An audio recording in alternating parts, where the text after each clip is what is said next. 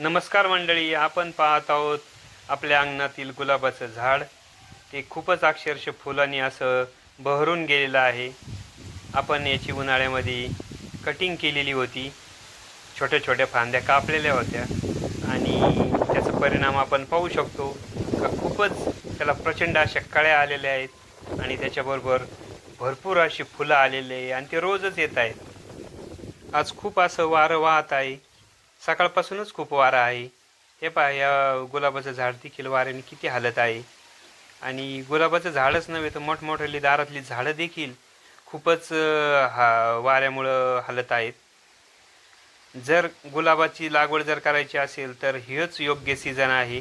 यामध्ये आपण अनेक प्रकारची वेगवेगळ्या जातीची झाडं आणून लावू शकतो आणि ही झाडं खूप व्यवस्थितरित्या रोपतात. त्यामध्ये पहा, एक छोटंसं कारल्याचं रोपटं देखील आलेलं आहे. वेल कसा वाढत आहे त्यामध्ये हे पहा.